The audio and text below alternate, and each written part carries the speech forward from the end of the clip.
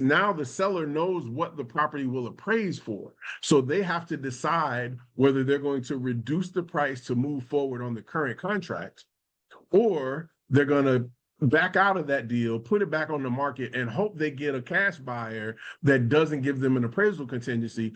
Otherwise, they're just going to keep doing that same dance over and over and over again. You're going to get another buyer, and they're going to have an appraisal contingency, and they're going to do an appraisal.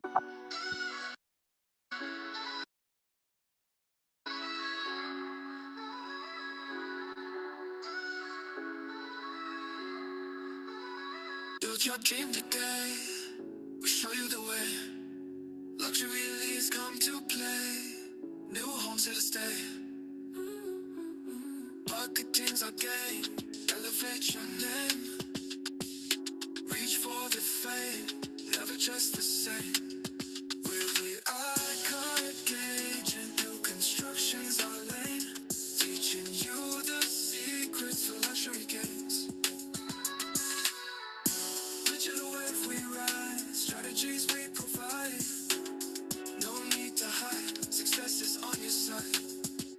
Close deals like a pro, watch your profits grow. High standards we show, feel that golden glow. We're the iconic agent, new construction's our lane. Teaching you the secrets for luxury gains.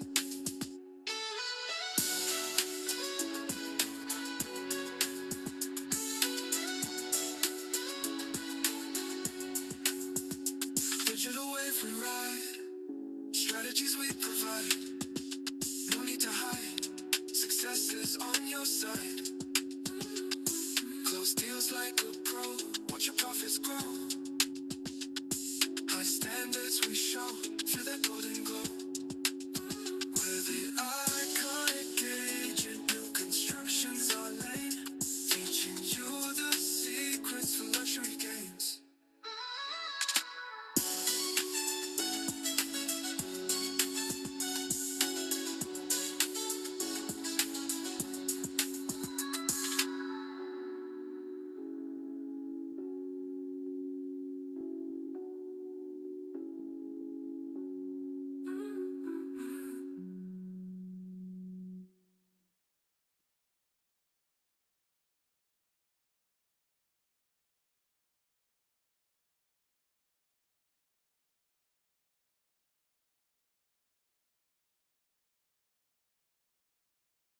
And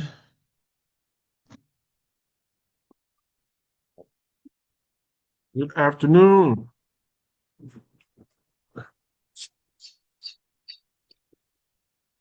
all right, so here's how these calls work.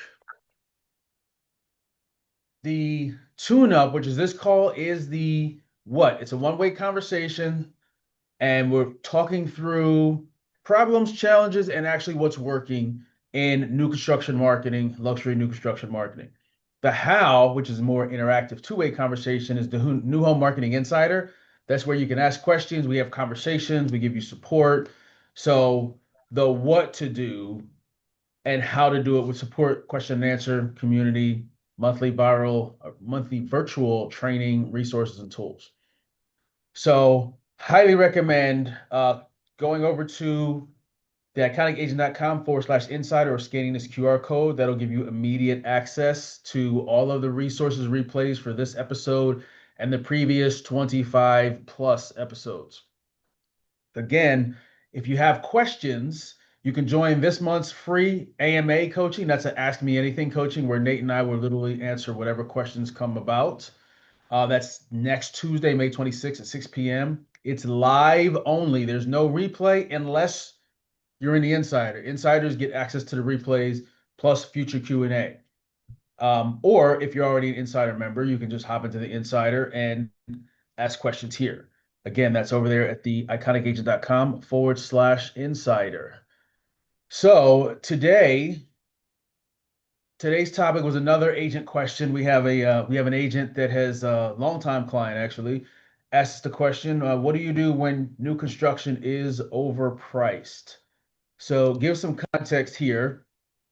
We had one of our action-taking agents. So when we say action-taking, we have a select group of agents over the last 6, 7 years that come to everything. They do what we tell them to do. They get the results and they take action. Well, Mel is one of those.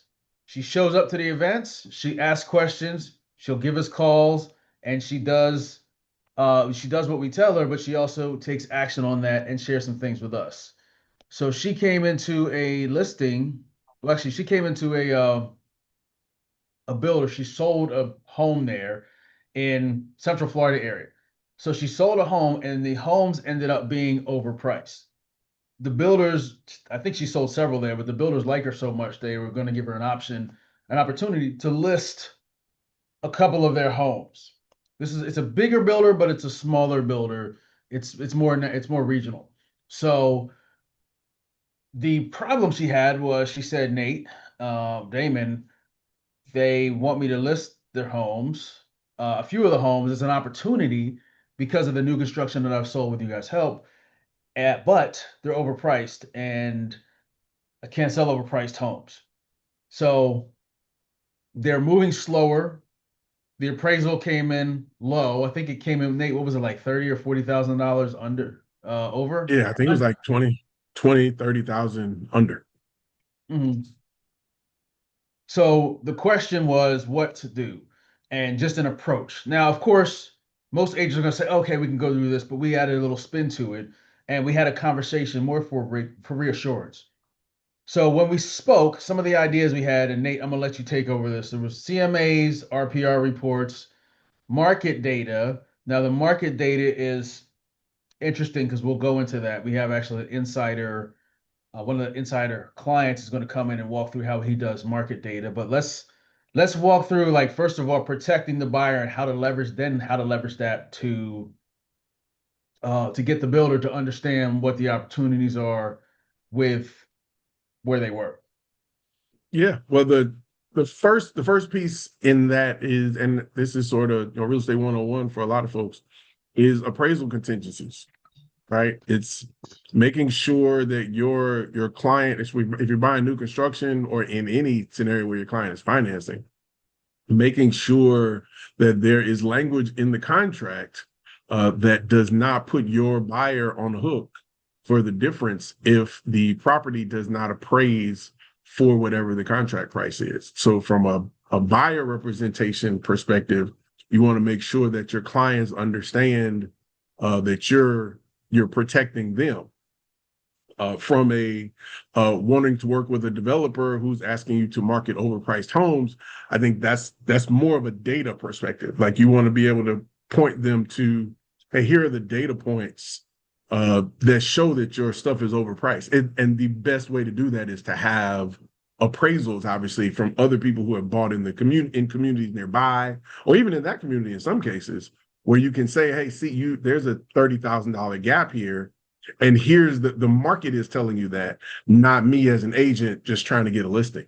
So then it becomes a developer, issue because they got to decide whether they just want to sit on a bunch of overpriced homes and then keep having to adjust after appraisals coming in low, which is going to slow down the sales velocity, which can put, bad relationships in the community and put you in a strange place with cash buyers because then they feel like they're overpaying. So there can be a bunch of variables there, but it's in both cases, whether you're working with a buyer and you want them to be protected with an appraisal contingency, or you're trying to build rapport with a developer, the data is your friend.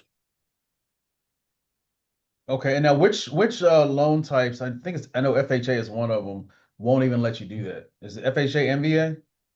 Yeah, well, all of them. Like, I don't know of any lender that will allow you that you can't finance, right? They're going to put an appraisal contingency in the contract. Oh yeah, that's what I was. Okay.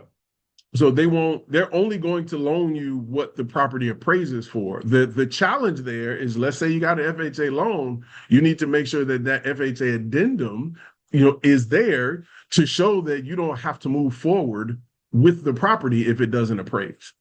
Because you don't want to end up in a conventional or some other financing type where the seller is like, oh, yeah, well, I know there's a $30,000 difference, but we're not going to lower the price, and we're not going to release your escrow. You still got to close, and you don't have an addendum to address that. Ah, that's huge there. Okay.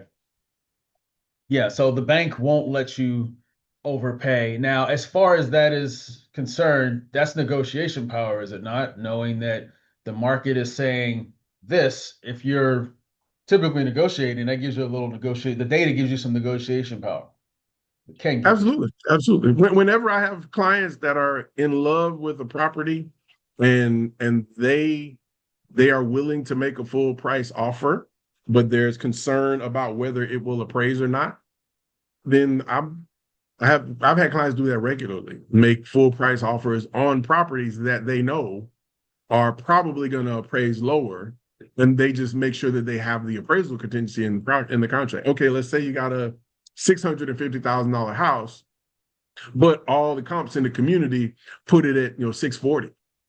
Then making a $650,000 offer, $650,000 offer with an appraisal contingency, and that seller accepts that $650,000 offer with an appraisal contingency. Now what happens is, okay, it comes back and it appraises low. So it appraises at 640. The seller has to have a come to Jesus moment.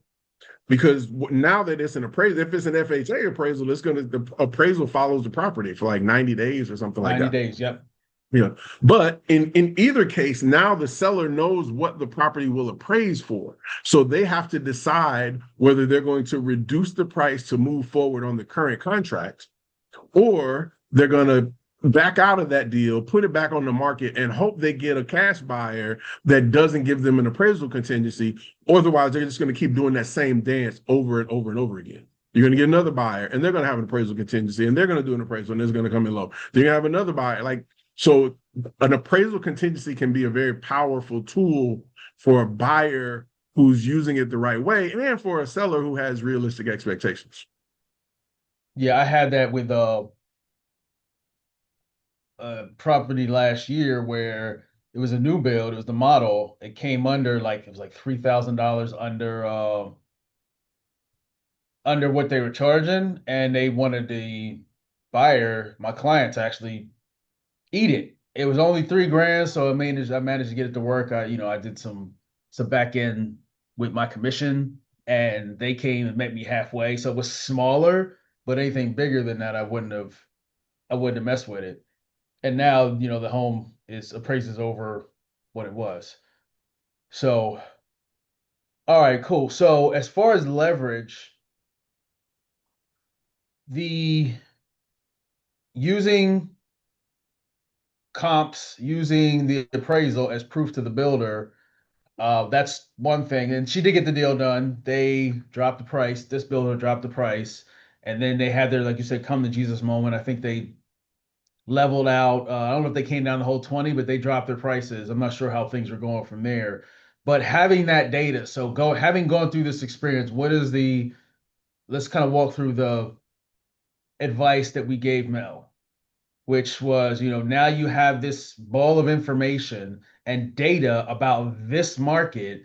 We talked about Miami report and different options and things that could be done. So kind of let's give a high level scope of this. Now we're going to cover this in detail because Edwin's going to come in to the insider. He's going to show us process for getting this data in any zip code, finding out the 30-day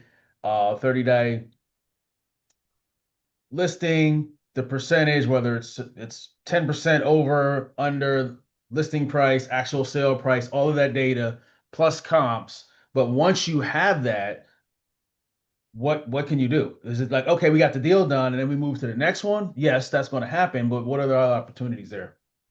Yeah. Well, once you have that data, that becomes your superpower in that market. So that's a content for you to be able to share with on your social media, with potential buyers, with potential agents that you might want. You might be recruiting agents for your team. There's any number of things that can attract people to you. But data is power. And in any market, everyone wants to be close to power. So the more data you have on the market, the more power you have in that market. And the more power you have in that market, the more attractive you are to buyers, sellers, and other agents in that market. So creating content, creating emails, creating, long form videos for YouTube, creating short form videos for your Instagram, your TikToks and stuff like that, or creating those long forms and then cutting them up into the short form stuff. Like these are very powerful things. Then we get into this obviously in the insider when it talks on your avatars and who you're talking to with particular types of information. But making sure that once you have that information, you're able to distribute it on platforms like LinkedIn, YouTube, to get in front of your ideal buyer in a compelling way and your ideal partner, whether that's lenders or additional agents for your team or whatever. So in essence, having that data and creating that content gives you authority. Absolutely. Absolutely. Okay. So with that, now we mentioned, so here's a nugget for y'all. If you go to YouTube and go read or listen to, you can't really read it, listen to the Miami report, give them a little insight into that and how that ties into this data. So, somebody that is on it will have a light bulb moment and be able to go do this. Otherwise, on the insider, we're going to walk through this step by step.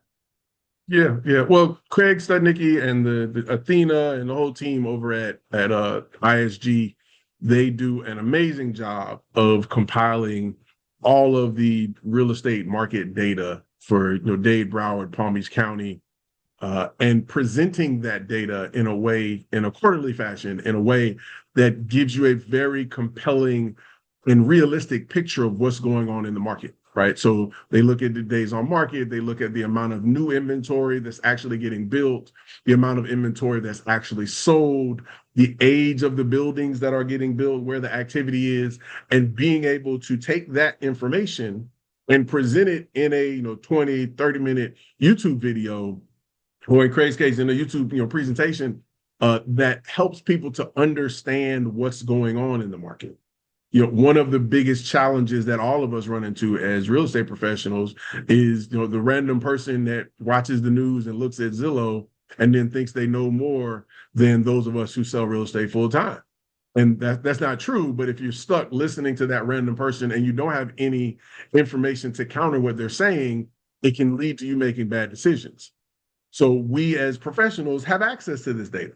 Most of us live this data. We're actually out here doing it regularly. So making sure that you have in a market where you don't have a Craig or ISG that's putting that data together for you, and then you can take it and sort of add your commentary and share it. You have to be able to do like what Edwin's doing, like what Mel's doing, like what Chase may be doing out in Dallas. Like you have to be able to get the information and then create the content around what is important to those buyers or sellers in your market, and then present it in a way that's easily consumable and easy to share. Because as you become that authority, then your sphere of influence is going to grow, because more and more people are going to be looking to you for that data. They're going to start sharing that information, and that obviously helps to grow your business.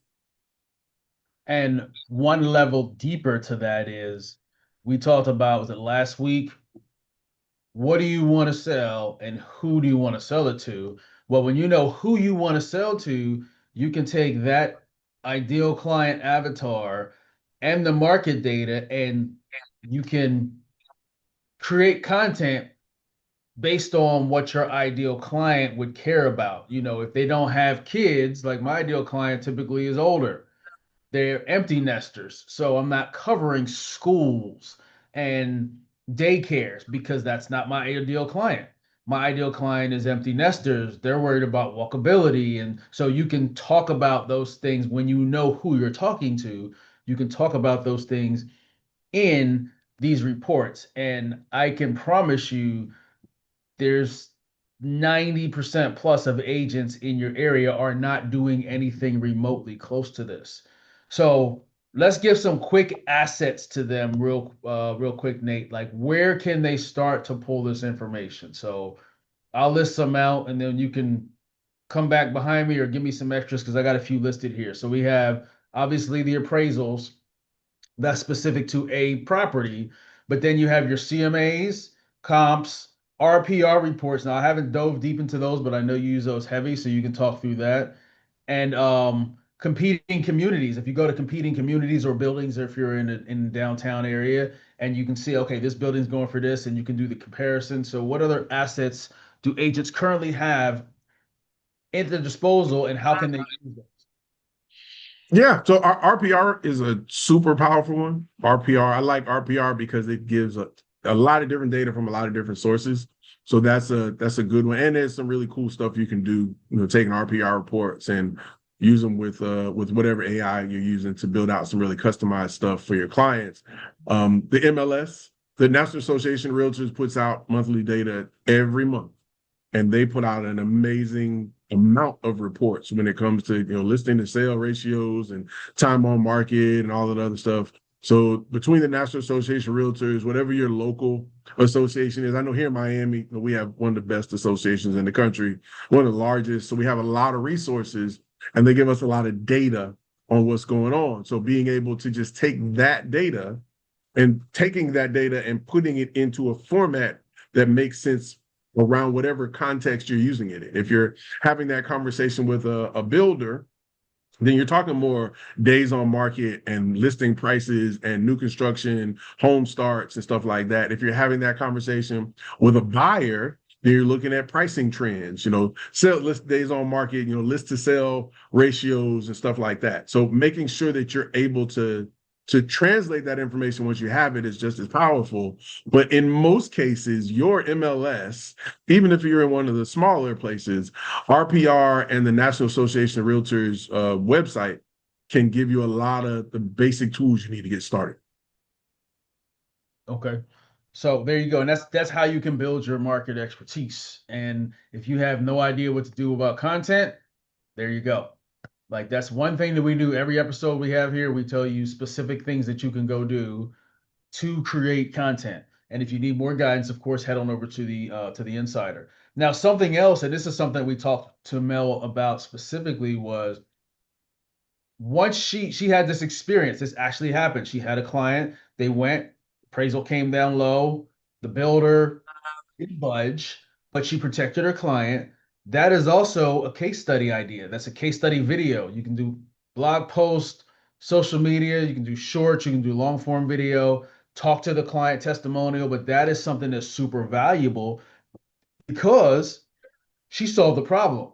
Uh-oh, I really want this house, but they're overcharged and I'm not going to pay more for the house than it's worth. What do I do? That's what some buyers might be thinking. Well, they find Mel's video and it's like, oh, she really goes to fight. Or they find Nate's video or my video, like, oh, you really went to fight for your client. All you have to do is sit in front of the camera, just like we're doing here, hop on a Zoom and tell your story. Once you tell your story, you can, from there, throw it into like an Opus Clips or something, clip it up. Now you have little short clips. So you can do all that right now. Within 10 minutes, you can sit down, record that, have content to go out there. And it's literally that simple. And even the testimonial video combined with it. So there's a lot of things that you can do there. So if you're running into the problems where you have overpriced new construction, now every builder is not going to budge. I know I went back and forth with the builder. I got him to budge a little bit for a couple thousand. But I knew that my client really, they weren't married or they're like, I'm not overpaying. So I didn't ask them to come out of pocket at all. But I knew it was a good look for them and that they really would enjoy it and they weren't getting that property anymore. So I was like, all right, I'm gonna go in. I did my due and they absolutely love it. Like they're glad they got in, made a decision, and it doesn't make sense. I think it was only like $500 total. I came out of pocket. Doesn't make sense to kill a deal over $500. That's just dumb. So, and I learned that from you, Nate. You kind of scooped me on that. Yeah. So, It's, but yeah, so actually we were way early, above time today. That's our episode today. Nate, we got any other nuggets to give them around this topic? Because I actually talked to Edwin and we're gonna work on what we'll do for the insider on Friday. So that should be exciting, being able to walk through like a step-by-step process of how to do what we're talking about. But do you have any other ways, any other nuggets to leverage that and the Miami report? Because we've been talking about it, but I know you've been doing some stuff with it. Yeah, well, just in conversation. I have a lot of conversations. I've gotten clients, built very good relationships just from knowing the information. The same way that, people educate themselves by going out, being on site, knowing the projects, knowing what's getting built where, it's just as powerful for you to be able to intelligently talk about the activity in the market if you're, chatting somebody up at Starbucks. This is an opportunity for you. You got to be mindful of it. All right, cool. So again, as agents, it's super important to stay on top of your craft, and that's what we help with. If you like this replay, the archives, infographics, and resources, head on over to the iconicagent.com/tune-up. Every episode, we give you the replay, the infographic, and the mind map so that you can take that and run with that. Go over to the iconicagent.com/tune-up. And again, that's the what. If you have questions and answers around this content, join the New Home Insiders. You'll get the exact strategy, training, resources.